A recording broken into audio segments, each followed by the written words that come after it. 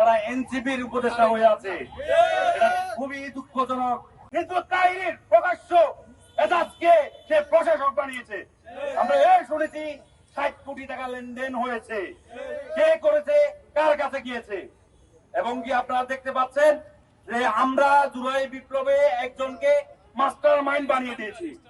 আমি এখান থেকে চ্যালেঞ্জ করে বলতে চাই, এই শাহবাগ থানায় এটি যে হারুন আমাকে যতদিন শাহবাগ থানায় শুধু শাহবাগ থানায় রিমান্ডে রেখেছে, ততদিন আমরা এই মাহফুজকে, চান্দাকে, তথাকথিত মাস্টার মাইন্ডকে রাজপথে দেখি নাই। আমি আমার নাজমুল হাসান, আমার সেক্রেটারি এবং সভাপতির কথা নাই বা বললাম। আমরা ইতিমধ্যে দেখতে পাচ্ছি আমরা তাদেরকে ছাত্র প্রতিনিধির পক্ষ থেকে আমরা তাদেরকে সরকারে পাঠিয়েছি, কিন্তু আমরা দেখতে পাচ্ছি কি তারা এনসিপির উপদেষ্টা হয়ে আছে। এটা খুবই দুঃখজনক।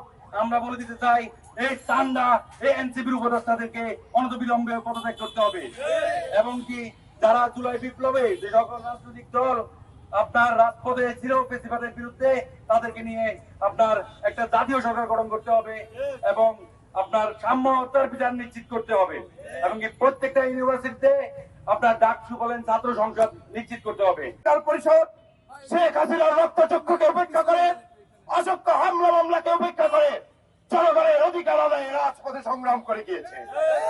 কিন্তু আমরা ব্যথিত হলাম, আমরা দুঃখিত হলাম যখন দেখতে পারলাম অভ্যুত্থানের পরে সরকারের তথাকথিত কিছু উপদেষ্টা ছাত্র অধিকার পরিষদকে মাইনাস করে ঐক্যমত্যের একটি বিভাজন তৈরি করলো।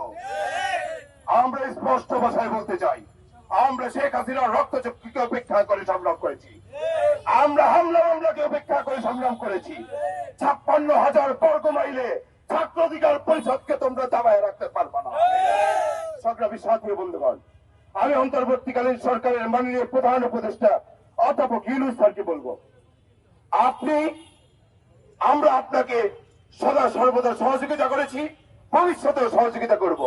কিন্তু আপনার উপদেষ্টা পরিষদে যারা ঐক্যকে বিভাজন করেছে, যারা জুলাইকে ঐক্যগত করে ঐক্য বিনষ্ট করেছে, সেই তথাকথিত বিতর্কিত উপদেষ্টাকে অপসারণ করে জনমতের ভিত্তিতে জুলাইয়ের অংশীদারিত্বদেরকে নিয়ে জাতীয় সরকার গঠন করেন।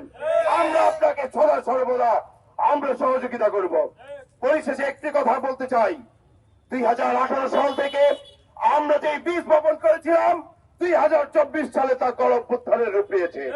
সেই সংগ্রামে আমি চ্যালেঞ্জ করে বলছি, বাংলাদেশের প্রতিটি প্রান্তে ছাত্র অধিকার পরিষদের নেতৃবৃন্দরাই সামনে থেকে নেতৃত্ব দিয়েছে।